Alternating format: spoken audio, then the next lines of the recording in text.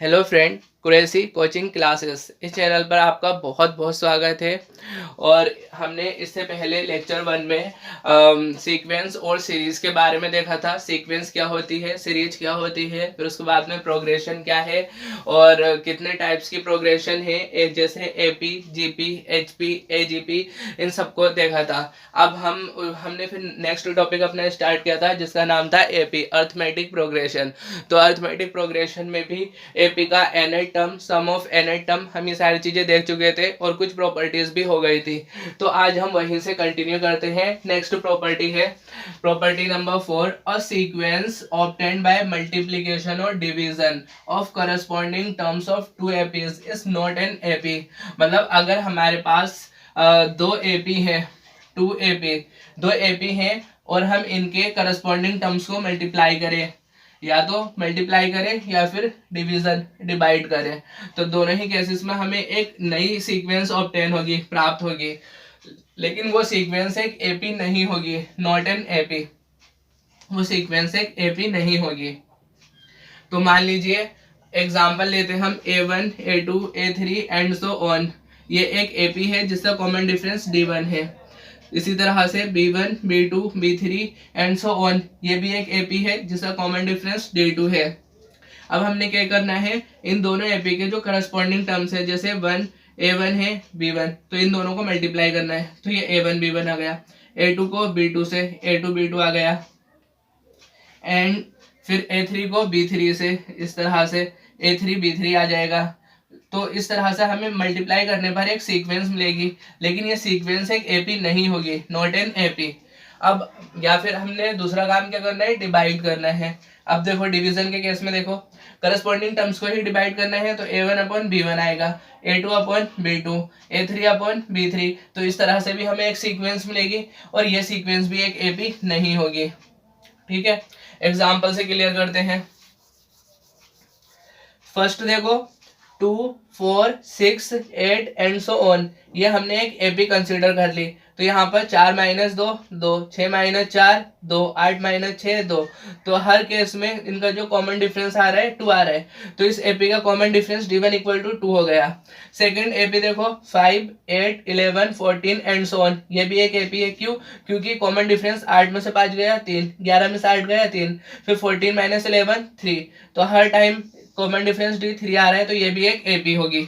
तो दोनों एपी हैं। पहली वाली एपी का कॉमन डिफरेंस D1 2 है, दूसरी एपी का कॉमन डिफरेंस D2 3 है। अब हमें इस नोट के अकॉर्डिंग चलना है। क्या करना है, दोनों एपी के करस्पॉन्डिंग टर्म्स को आपस में मल्टीप्लाई कर देंगे।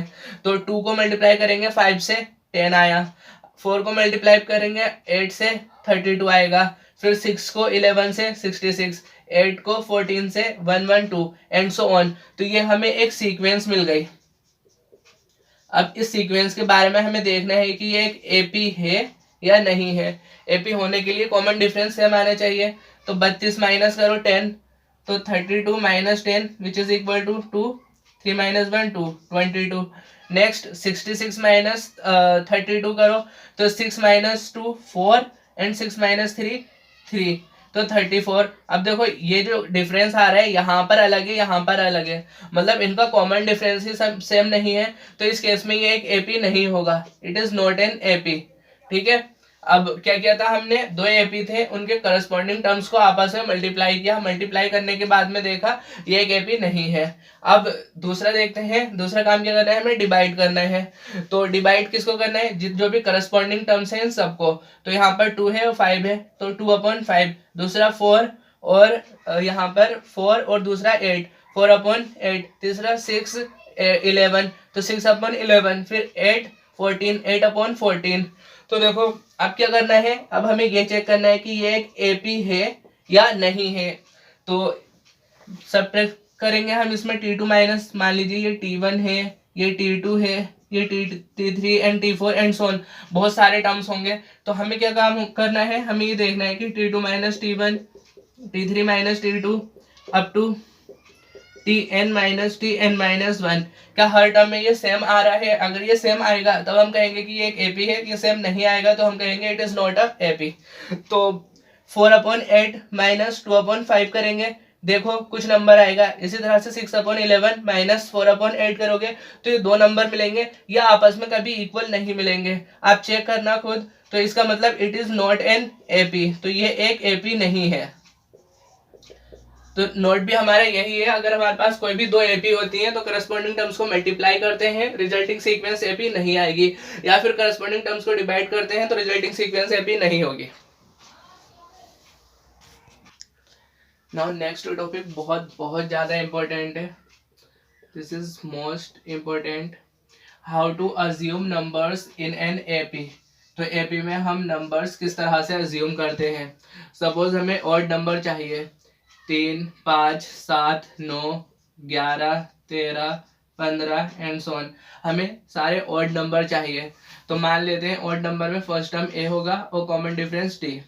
तो 3 नंबर चाहिए, तो 3 नंबर हम a minus d a plus d लेंगे। क्यों?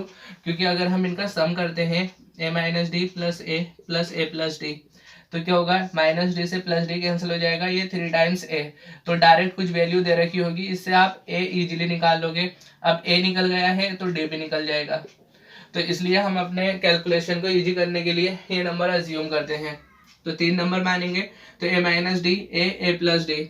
सपोज अब 5 नंबर चाहिए, तो 5 नंबर में a minus two d a minus d a plus d a plus two d.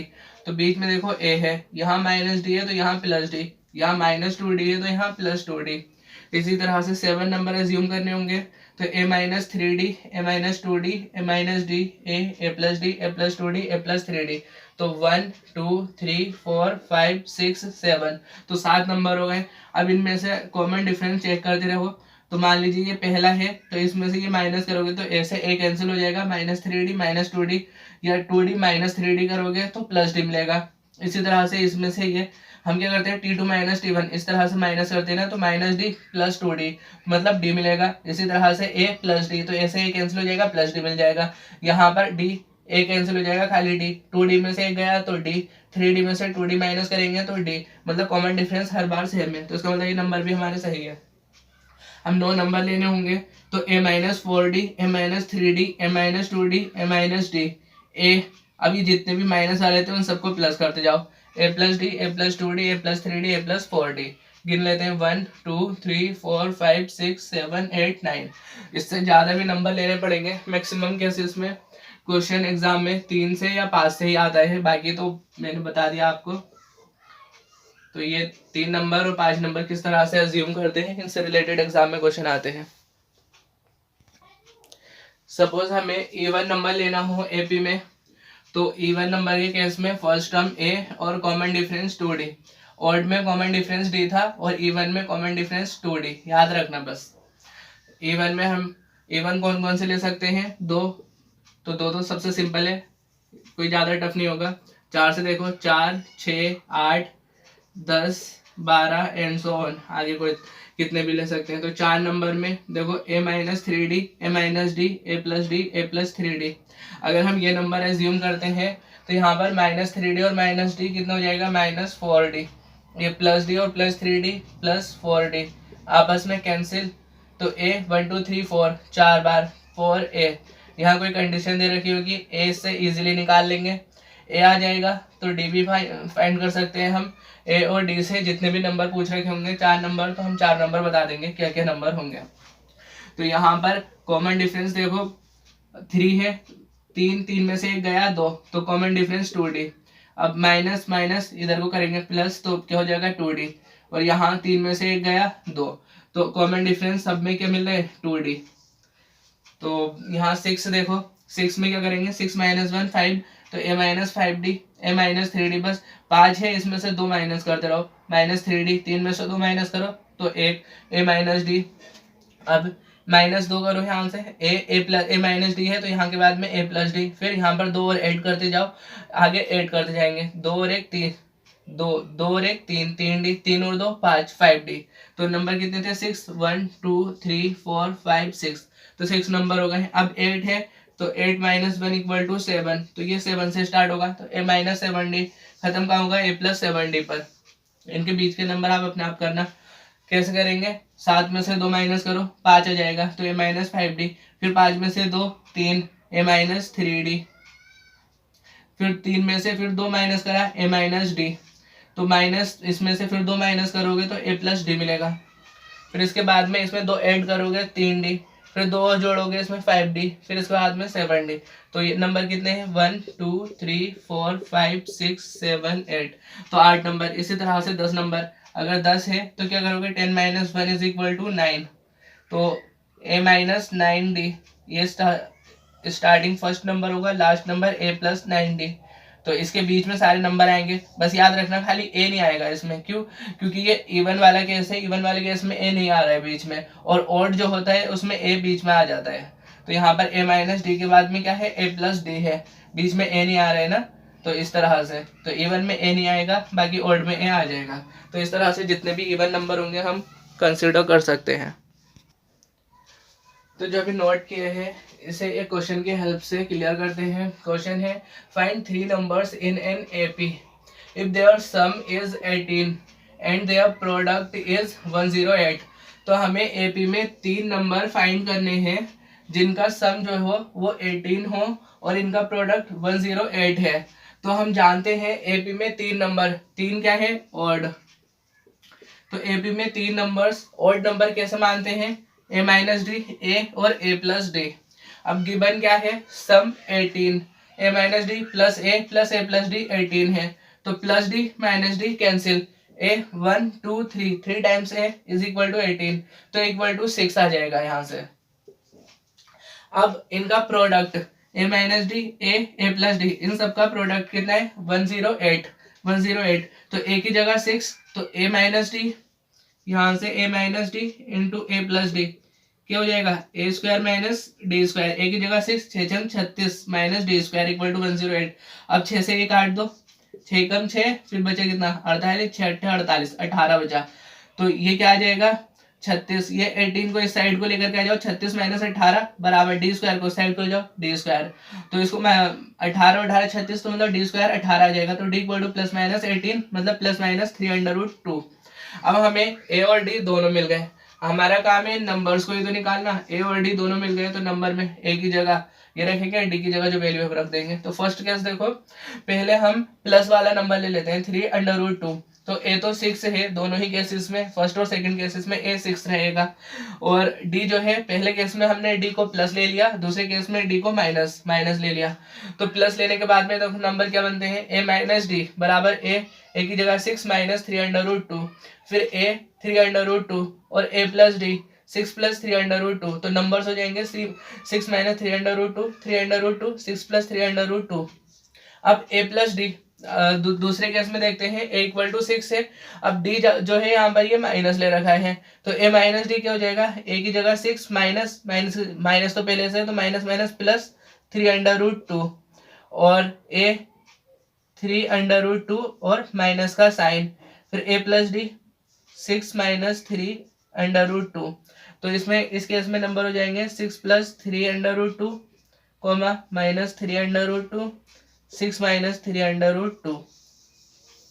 तो इस केस में इस तरह से ये दो नंबर ऐसे निकाल सकते हैं हम। नेक्स्ट नोट है in an AP Tn equal to Sn minus Sn minus 1 for all n greater than equal to 2 and D equal to S2 minus 2S1।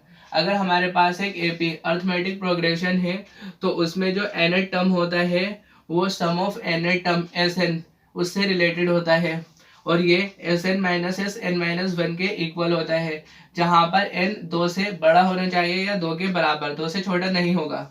और जो कॉमन डिफरेंस होता है D ये S2 माइनस 2S1 के equal होता है।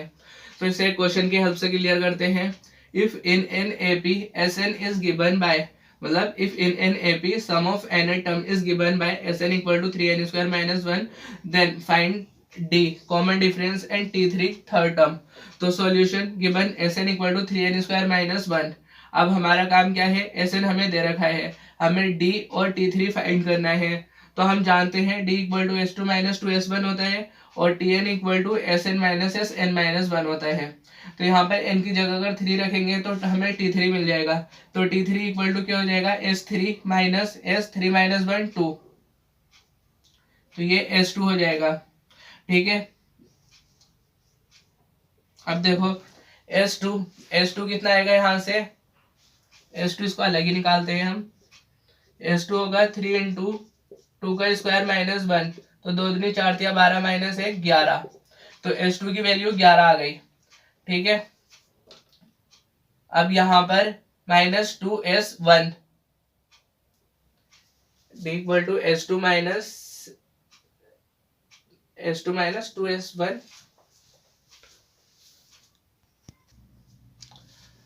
Now देखो Sn equal to 3n square minus 1 है, और हम जानते हैं Tn क्या होता है, Sn माइनस Sn माइनस 1 के इक्वल होता है।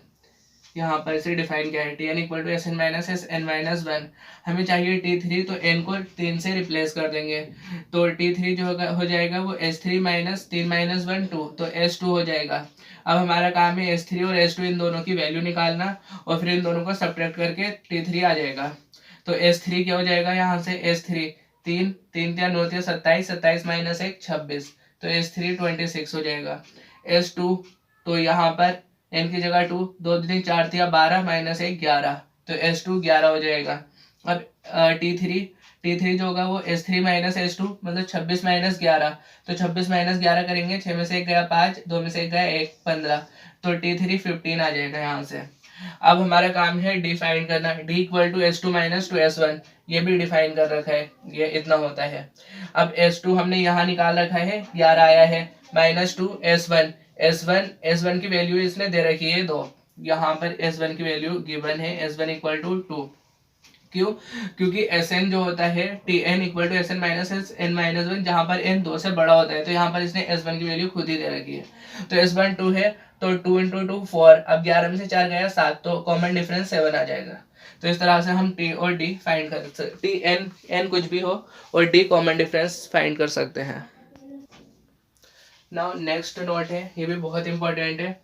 If TP and TQ are given and TN is not given and we have to find the value of TN, then TN minus TP upon N minus P is equal to TP minus TQ upon P minus Q। मतलब अगर हमें TP और TQ pth term और qth term ये पता है और nth term पता नहीं है, तो इसे पता करने के लिए ये फॉर्मूला यूज करते हैं, जो क्या है Tn minus TP upon N minus P which is equal to TP minus TQ upon P minus Q।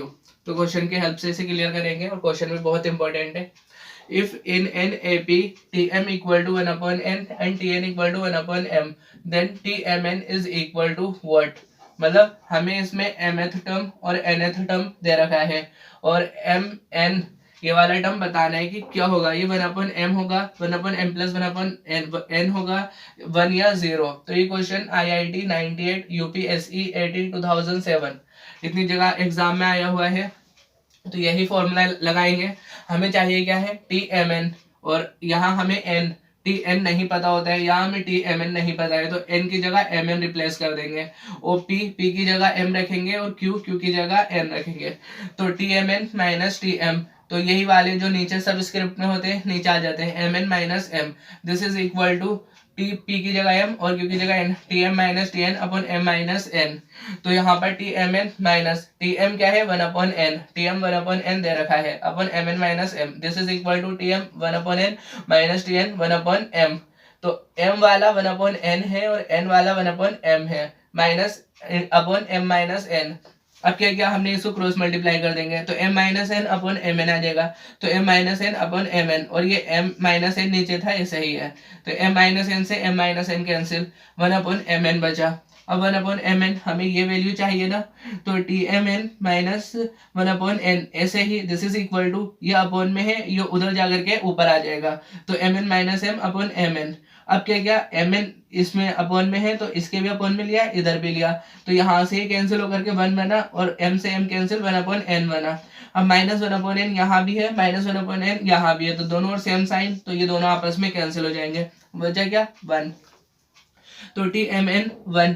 तो ऑप्शन नंबर हमारा थर्ड करेक्ट हो जाएगा, बाकी सारे ऑप्शन इनकरेक्ट हो जाएंगे।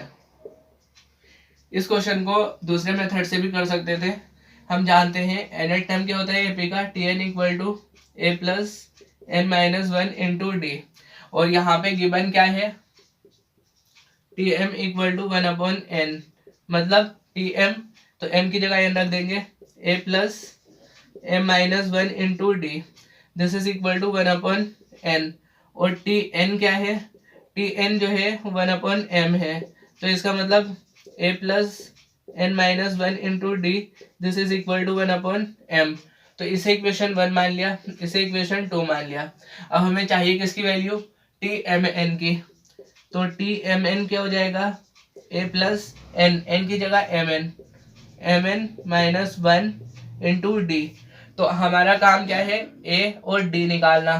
तो ये दो इक्वेशन दे रखी है, इनको आपस में मल्टीप्लाई सब्ट्रैक्ट करोगे, 1 माइनस 2 करोगे तो ए से ए कैंसिल हो जाएगा, डी की वैल्यू निकल जाएगी। अब डी की वैल्यू जो आएगी 1 या 2 किसी में भी रख दोगे, उससे ए की वैल्यू आ जाएगी। ए और डी की जो दो वैल्यू आएंगी, तो ये इसमें भी और इसमें भी, यहाँ ए की वैल्यू इधर और डी की वैल्यू रखेंगे, तो उसके बाद हमें टी एम एन मिल जाएगा, उससे भी आंसर यही आएगा। नाउ कुछ इंपॉर्टेंट नोट्स देख लेते हैं। फर्स्ट है T P upon T Q is equal to Q upon P, then T plus P Q T P plus Q equal to 0। मतलब अगर हमें टी पी और टी क्यू इसका जो डिवीजन है क्यू अपॉन पी के equal दे रखा है, इसको हम ऐसे भी लिख सकते हैं, P T P is equal to Q T Q, आपस में मल्टीप्लाई कर दिया बस, और कुछ नहीं किया। तो अगर हमें T P upon T Q Q upon P दे रखा है, या फिर इसको ऐसे कह सकते हैं P T P Q T Q के इक्वल दे रखा है, तब टी पी प्लस क्यू जो होता है वो 0 होता है। Second, T P equal to Q है, T Q equal to P है, तो टी एन जो होगा वो P plus Q minus N के इक्वल होगा। तो अगर T P Q T Q P मतलब पी एथ टर्म क्यू और क्यू एथ टर्म पी, तो T N N th term P plus Q minus N होता है। तो एन की जगह अगर पी प्लस क्यू रखते हैं, तो यहाँ पर N P plus Q equal to P plus Q, तो ये ऐसे रहेगा P plus Q minus N, N की जगह पी प्लस क्यू, तो इस पी प्लस क्यू से ये पी प्लस क्यू कैंसिल, तो 0, तो टी पी प्लस क्यू 0 आ जाएगा इस केस में। थर्ड देखो, T P equal to 1 upon Q और T Q equal to 1 upon P, then T P Q equal to 1 और S P Q equal to half of P Q plus 1। अगर जो P th term है वो 1 upon Q है और Q th term 1 upon P है, तो P Q th term जो होगा 1 होगा, और सम ऑफ पी क्यू टर्म जो होगा वो हाफ पी क्यू प्लस 1 के इक्वल होगा। एस पी क्यू है, एस क्यू पी है, तो S P plus Q equal to minus P plus Q. अगर एस पी क्यू दे रखा है, sum of P terms of an A P is equal to Q, and S Q P sum of Q terms of an A P is equal to P, then sum of P plus Q term of an A P is minus time P plus Q, और S P और S Q आपस में equal है, तो S P plus Q 0 हो जाएगा। तो यहाँ पर देखो ये दोनों अलग थे, एस पी क्यू था, एस क्यू पी था, तो S P plus Q minus P plus Q आ रहा था। अब यहाँ पर इन्हें क्या किया, एस पी और एस क्यू दोनों ही इक्वल आ गए। अगर ये दोनों इक्वल है, एस पी एस क्यू, यहाँ P और ये Q, ये दोनों अलग अलग टर्म के सम है, लेकिन दोनों सम इक्वल आ जा रहे हैं, तो एस पी प्लस क्यू इस केस में 0 हो जाएगा।